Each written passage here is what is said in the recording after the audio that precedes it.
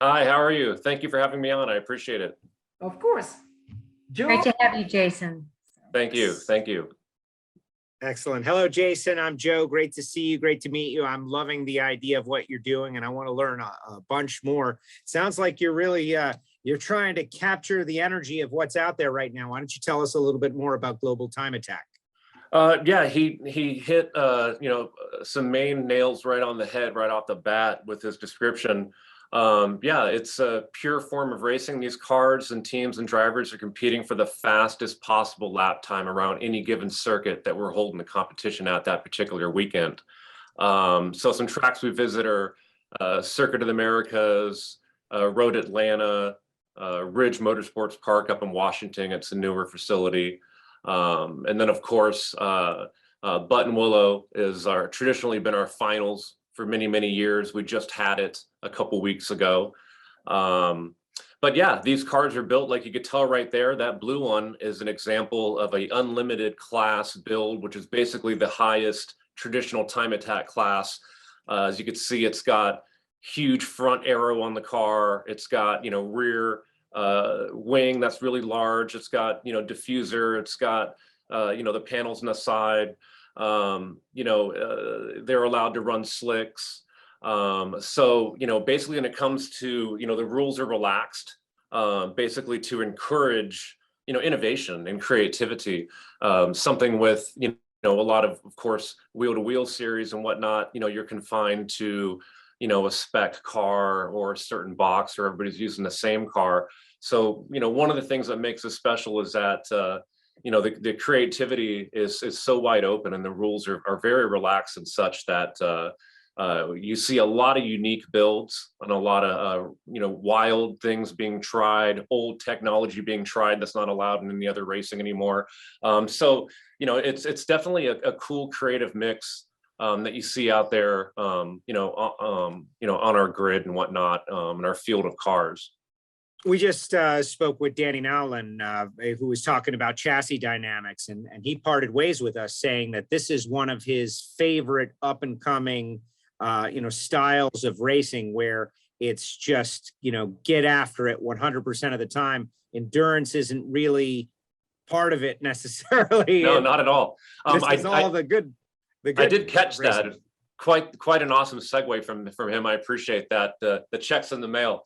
That was really nice of him. But he's right. That's the thing, is that these cars are built for one thing, and it's just one lap. So everybody's got to work together. The car is built to do one hot lap, and that's really about it. So even though we usually give one team or one competitor 4 15-minute sessions per day, usually, so you usually get, it's a 2-day weekend event normally. So you're normally going to get 6 to 8 15-minute sessions over the whole entire competition to go out there and run your fastest lap time. Now, you might know in the morning, that your car doesn't run as well, when the air is dense and it's cooler. Maybe it runs better in the afternoon. Maybe the morning is your hot time. So, that's all you've got now. You might go out there and the driver misses a turn, misses his apex on a spot when he was doing the hot lap. Now you've got to scrub that lap, come back in and wait till the next session possibly. So, it really kind of brings like a drag race mentality to a road circuit when you're trying to create this perfect lap with you and the team, the car, the driver, in order to get these record breaking lap times at these different circuits. And you know what? That's my background, is drag racing. And I've always felt that it's perfect for the short attention span of modern life, right? Where people can watch 1 or 2, whatever. And when it goes 2 hours or 3 hours, they maybe lose interest. And it seems that you have merged like the best parts of drag racing with the best parts of road course racing or rallycross, however you want to call it, because the driver is being aggressive. Everybody's being aggressive for one at it. Yeah. That's the other thing too, everybody's full aggressive. They're driving 8, 9, 10 tenths, when they're on their hot lap. So, you've never seen so many cars going off the track than you do during a time attack session when people are really going for it, because they're hanging it out there and they're pushing it to the absolute limit and really figuring out, you know, how far can I push this car on this track with this tire setup and whatnot. So yeah, you know, it's very normal to see a car go 2 off. We don't even black flag them for that. We only black flag them if they go 4 off, make them come back in and make sure that, you know, the underside of the car is safe and they didn't pick anything up or something's not dragging. But other than that, yeah, it's I was gonna say balls to the wall if I could say that, but I mean it's just, it's absolutely nuts, the attention to detail, and then the fact that you don't have much time to do it. So there's just all this pressure that starts to build up. And as the event starts, it's kind of like you've got this time clock that's just ticking. And you know, like I talked about, they have 6 to 8 sessions over the weekend. Once day one's over, you're halfway through the event. If you didn't come out there and do what you accomplished today, that you know, what you were trying to do, you've only got 3 or 4 sessions left on day 2 now to do it. So, you know, you know, once in a while, we'll see some pretty amazing things happen in the final session of the day on a Sunday, which is really cool to see, you know, where someone's been fighting all weekend to make it happen and they finally go out there and lay down their best lap they possibly can, break a record, or even just get their personal best, which is, you know, still a major accomplishment. You know, major goal for people out there. If you have a question for Jason, put it in the chat section right now, and we'll continue to learn about Global Time Attack. And, you know, I want to know nowadays, things are so splintered. Everybody is trying to get the most out of their entertainment dollar. And it's not even so much about the money as it is the time, spending an hour or 2 or 3 or 5 at a racetrack. So what do you like around the event? Like, take us through a day schedule at Global Time Attack. What can we expect if we hit one of these events? And I noticed you've got one coming up at COTA 2022 in February. Yeah. So you're back at it right away. Yeah, there's really no off season for us. You know, it's kind of just, you know, we look at each competition really as a separate thing from year to year. You know, we mentioned some of the tracks that we mentioned there, you know, a lot of them are bucket list tracks. They're major destination circuits.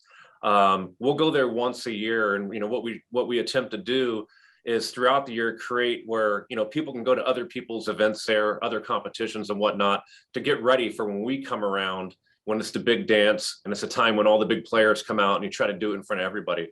But if we go back to a typical event, if we talk about Super Lap Battle at COTA that's coming up in February, that's a great event. That's something for us. That's our flagship event. The main star of the weekend, of course, is the time attack competition. Okay, but on top of that, we've got a car show that takes place on Saturday and Sunday from Just Vibes Events, which is the same people that put on the Race Wars car show circuit around the country. And then we also work with Aaron Losey of Lone Star Drift, who's based out of Texas, so it's hometown area for him. He's doing a drift exhibition over in one of the lots all day Saturday and Sunday. We have him do some parade laps on Sunday on the track, which is pretty cool. And then I believe your next guest, I think, is Chris from Grid Life. They Yes. bring out the GLTC, which is their Grid Life Touring Cup, which is a real cool wheel-to-wheel racing program and a race that they put together. So we have them out the last couple of years. They're coming back out again in February. So we kind of sprinkle the day on the track activity. So you'll have a few time attack groups that go out in a row, and then GLTC will come out and they've got to practice, and then it kind of flip-flops throughout the day like that. On Saturday, on Sunday, they've got their races. And then of course, COTA, it's an attraction within itself. You know, they've got zip lines. They've got a super cool karting track, which mimics the big track. So there's a ton of things to do there. There's, you know, food, you know, vendor alley and things like that with local companies, as well as some of our sponsors. Yokohama's out there, Garrett Turbo, Ray's Wheels. So that's a real special event. It's like I said, it's our flagship event. It's one that we actually produce the whole entire thing on our own. There's some other competitions that we do where we're a support series. So I think the next one on the schedule is Road Atlanta, which that's the Drift Atlanta event that's been going on Mother's Day weekend for probably maybe 13, 14 years now, maybe a little bit longer. It's a big event for Formula Drift every year. So they're obviously the main player on that. And we're the support series there. So we run in the morning and throughout the day. And then Formula Drift takes the track over and they run into the evening. And it gets dark late there. It's warm that time of the year in Atlanta. So it's a really good time. It's a big party. Tons of fans at that one. And again, Formula Drift's just bringing the whole circus, and we're, lucky to be a part of it, really. That's one of our long-standing events. I think this will be our 12th year or maybe 11th year in a row doing that one, the Drift Atlanta event. And then I believe the Ridge Motorsports Park might be next on the list there. That one's kind of similar to COTA in a sense to where we're renting the track out on our own. We've got a car show going on. Lone Star Drift comes up and does a similar drift demo and drift ride-alongs. And then we've got the time attack competition going on throughout the day at that particular event. Buttonwillow, I'm not sure if you've ever been out to Buttonwillow before in beautiful Central California, beautiful Buttonwillow, being a little sarcastic there. There's not a whole lot of facility, God bless the track, but it's a really cool circuit for time attack racing. And it's really the birthplace of North American time attack as we do it and as we know it. Super Street Magazine and Sport Compact Car Magazine back in 2004 started doing a time attack there the week after SEMA on a Wednesday as more just an editorial event, something to create cool content in the magazine. And it's something that they stuck with doing year after year. Long story short, when I started doing Global Time Attack in 2010, 2011, went back to Super Street and said, I'd love to take the event over and, help you guys with it and really kind of, get it, bring it up to something bigger than maybe what it's ever been. And it'll be our finals, basically. So that's what we call GTA Finals, is the event that we just had at Buttonwillow. So that one's just, I call it business to business time attack. It's the time attacker's time attack. There's not a lot going on at that one, except for just hardcore time attack cars and hardcore time attackers, because you got to be super hardcore about it to go spend 3 or 4 days in a row at Buttonwillow. I love it. All right, we've got a couple of questions out there. One from Don, actually a couple of double ups, like how many cars can compete at your events and how many classes? So cars and classes, give us a framework. Okay, so there's 4 traditional time attack classes. When I say traditional, meaning that traditional rules of time attackers, cars have to start off as mass-produced, VIN-numbered cars that anybody could have bought. So that's the thing that makes time attack real special, is that they're not race cars, but depending upon the different levels that you built your car up into, a different level of a time attack race car. So entry level would be enthusiast class. So there's not a whole lot that you're allowed to do to the car. It's very minimal in terms of your aero and how sticky your tires are and whatnot. Street class is the next one up. So you're allowed to do more, basically. Limited class is the next one up from that. You're allowed to do even a lot more. And then unlimited is like what we showed you earlier, the blue S2000 that Evasive built that Dayo Shihara drives, where I don't want to say it's infinite, but the cars look like, wow, there must not be any rules, but I assure you there are some rules, but they are lax, especially in terms of arrows. So you've got 4 traditional time attack classes. We have one catch-all class that we call Pro Comp, which is for people that have taken their cars outside of the limits of what we talked about. So maybe you started off with a race car. Maybe you started off with a Porsche Cup car and you want to time attack it. So we created a class for people like that. Also people that have maybe tube chassis their whole car. Some people have took some classic, like, old Z's from the 70s, like Sean Bassett, and he completely tube framed the car. He runs it at Pikes Peak. We felt like, we could be a home for cars like that too. So that's where the Pro Comp class comes into play. So it's kind of a 4+1, 4 traditional time attack classes plus 1 for basically for race cars. Excellent. We talked about earlier sessions, right? So the gentleman or person that was asking about how many cars are in a particular event. We normally will put anywhere from 14 to 20 cars in one group that will go out in one session, okay? It's a delicate thing. You don't want to put too many cars in one group on the course at one time. Otherwise, there's traffic out there and there's not much room for anybody to get a hot lap in. Hot lap, you want to have a clean, open track out in front of you. So if we just pile cars in there, which would seem good for business to sell more cars in, but then we don't have a time attack anymore. So it's kind of a push and pull thing that we've learned. Each track's a little bit different. Longer tracks, usually you could fit a couple more cars out there than you would on a shorter track. So again, it's kind of different. At Buttonwillow, it's all time attack all day. We'll take up to 80 time attack cars, and we'll run them over either 4, or spread them out over either 4 or 5 run groups. You know, you divide that into the 80. At Circuit of the Americas coming up in February, we hope to have about 60 cars. That's where we'll cap it. If you remember, we're splitting some track time with GLTC, so they take up some time, so I wouldn't have as many groups there. But we're very, very aware of how many cars that we put out there.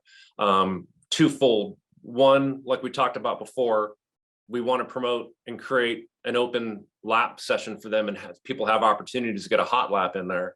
And we also don't want to overcrowd it because it becomes dangerous too. Got it. Another question from John. John says it seems Time Attack might be perfect venue for EVs to compete. Do you have many EVs that show up to your events yet? Not a whole lot, but we've had a handful. Just recently at Buttonwillow, Craig Coker actually set a all-wheel drive record in the enthusiast class with the Tesla Model 3 that somebody in a Subaru had since like 2015. So it was pretty cool to see someone, you know, knock down an old record that was standing for, you know, 6 years now, roughly. He's ran with us twice before. And I think we maybe had 1 or 2 other people before that. So not a whole lot, but we're open to it. We've adjusted our rules a couple years back to make it friendly. We don't have a specific EV class. Obviously, we don't feel the need for it yet. So we've just kind of opened up the rules to integrate them in the fairest way possible that we can come up with. Excellent. So they're welcome for sure. And someone says, the same guy goes, if I stuffed a plaid driveline into an S2000, would I be able to compete? Yeah. Yeah. Most likely in the unlimited class is probably where you would where you'd fall into, because the unlimited class does allow engine swaps and drivetrains from other vehicles. So it would possibly fall there. I want to know where John got the driveline from a plaid that he's ready to throw it into something else, right? All right. But okay, so Jason, let's talk a little bit about you know, being part of Industry Week. We're building awareness for Time Attack. Okay, that's fine. And it seems like you got something very exciting going on here. But what are we trying to grow? Are we trying to bring on partners for you guys as sponsorship for the events? Do you have a television partner? Where can people who are intrigued by this follow along with you and watch you know, content related to your events, maybe even if they can't get to one? Right. Anytime I've got an opportunity to talk about Time Attack, I take it. So, you know, just on the surface, this is just a great opportunity to connect with people in the industry. If they didn't know a lot about Time Attack, hopefully they could take away something from this conversation. And of course, if anybody has any questions, they can contact me. Yeah, we're always looking for partners. Of course, you know how this works. Putting on competitions like this and renting out tracks like the ones that we mentioned, and even being a support series at some of them, it's very expensive to produce these competitions. At some of our larger competitions, we do a live stream broadcast. We work with a production company that comes in and you know, films the event and puts it live on our YouTube page and also our Facebook page, and it also plays on our website too. We do that for the Super Lap Battle Coda event in February in Texas. We also do it for Road Atlanta in Georgia in May, and we do it again at Buttonwillow, California, end of the year. I'd like to do it at more, but you know, we're looking for ways to pay for it. Again, you know, those get expensive as well, but they do get great viewership numbers, great uniques, amount of unique people that look at the broadcast, as well as for an extended amount of time, because it's an audience that, you know, once they found it, you know, they're hooked. This is what they wanted to watch, which is great. That's interesting. It was John from AEM, by the way, in the chat section. Oh. So Hi, John. that explains a little bit about what he's doing with that driveline. But talk about your audience, though. You teased a little bit earlier some you know, technology that doesn't have a place, because so many series have spec rules or cost containment rules or safety rules. There's a million things. And you know, like, who gets to hear the sound of a wild V12 anymore? Not really anyone. And I love the idea that you have this kind of open rules format that enables people to be creative and do some wild things. After all, that's what we want to see. Yeah. You know, it's interesting. you know, when I look at it sometimes, you know, I think to myself, because we've got cars, you know, let's just say we talk about the limited class or any of the classes, right? There's no drivetrain subdivisions anymore. You know, we used to do that a long time ago where, you know, all-wheel drive cars in the unlimited class were competing for the podium just against each other. We've opened it up to where now it doesn't matter if you're front-wheel drive, if you're rear-wheel drive, or if you're all-wheel drive. If you're in the unlimited class, you're all fighting for that same podium. So it's another interesting dynamic to time attack is, and again, if we look at it in terms of like, you know, a fantasy fight, you know, or something like that, it's like, you know, what weapon are you an expert at? Are you going to bring to that brawl against everybody? And even though someone brought a gun, you're better with a knife, and it seems odd, but you know, you still might win, you know, and Sure. you see that a lot, you know, at a time attack competition where the car that you think would win isn't always the one that ends up winning for whatever reason. And especially when it comes to going fast around a road circuit, it's not about just the highest horsepower car by any means. It's about the car that's just set up the best. And if it has a lot of horsepower and the correct amount of downforce and the right driver, then you're going to do something real special. But you know, that's something that's really interesting to me, is just to look at the cars that go out on track that are competing against each other and how different that they are. That's something that is really unique about it. And of course, like what you touched on, you know, the fact that even in the enthusiast class, we have no limits on horsepower. So if you wanted to have, you know, 600 to 800 horsepower on a car in the enthusiast class, where you have to run, you know, the narrowest tire, has to be 220 plus tread wear. You can't really do much to the aero.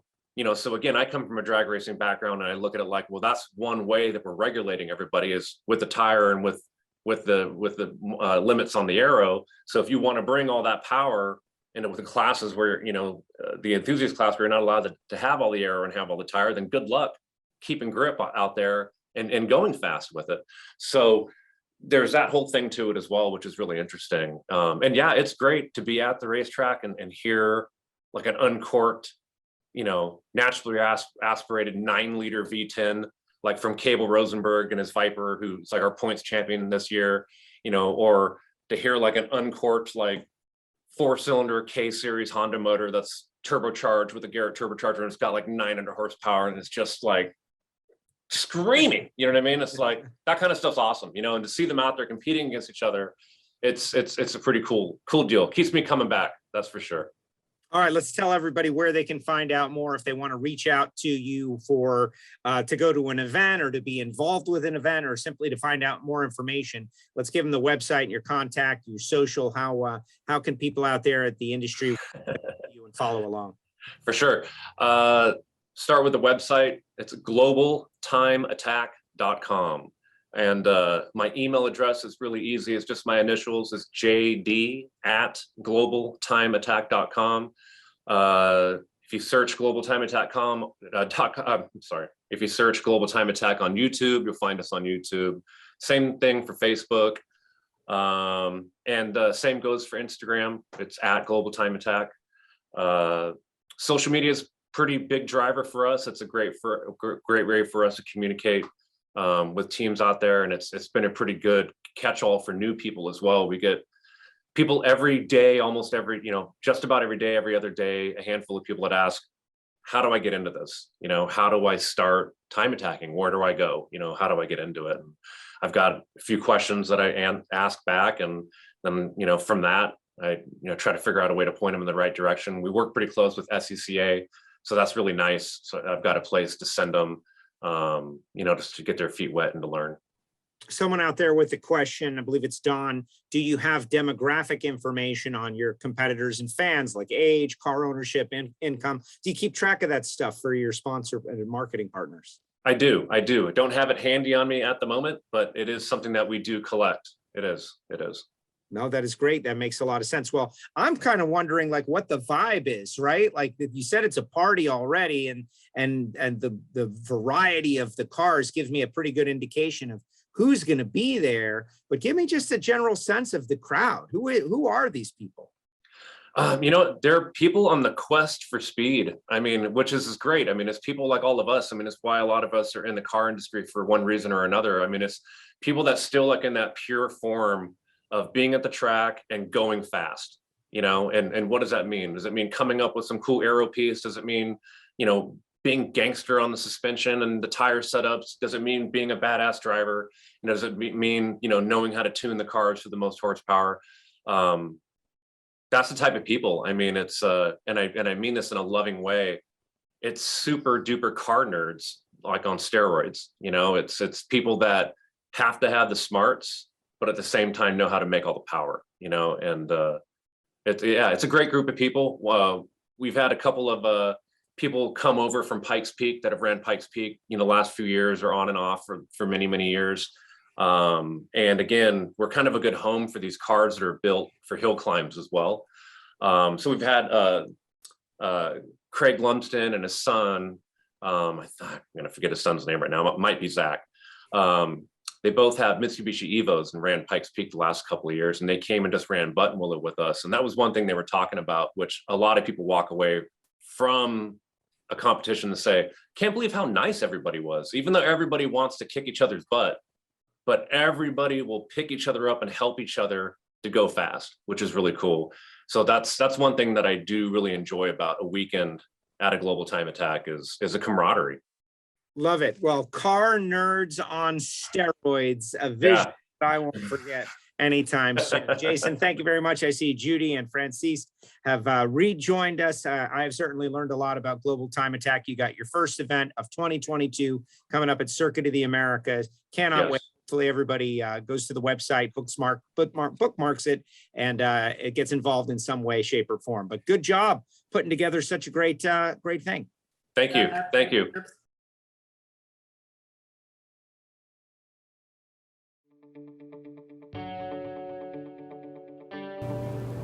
The concept for EPARTRADE is basically, in my opinion, there's a big hole in the internet. So the internet started many years ago, but there's never been an online business community for racers on the World Wide Web. The need for EPARTRADE is actually quite obvious. Basically, people in the business of auto racing need a place online to hang out and get their problems solved. It's extremely simple for a buyer or for a supplier to interact on the platform. The first thing you need to do is sign in, which is free.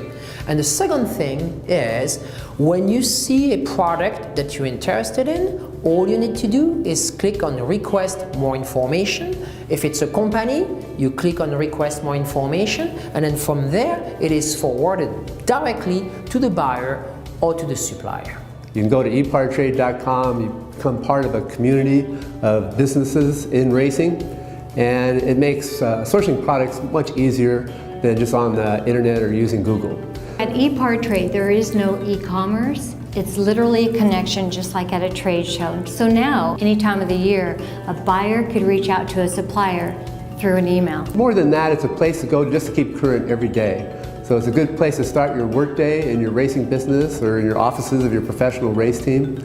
And you know you're current when it comes to new technology, industry news, technical papers, technical videos, all of that and more. We're not looking for a million hits per day. All we want is people who are really the volume buyers of racing products in the racing industry to be part of the little world of EPARTRADE. We have racing businesses participating from around the world. So you get suppliers from around the world, you get buyers from around the world. EPARTRADE really eliminates having to travel, closing down your shop. Now you have a place to showcase globally your racing product and technology.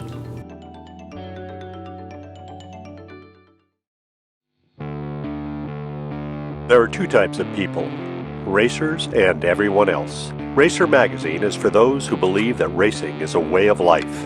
Racer embodies the excellence that defines a sport driven by passion, courage, and ingenuity. Get 1 year of both Racer's print and digital edition for only $39 with instant access to our entire digital issue archive. Subscribe now at info.racer.com.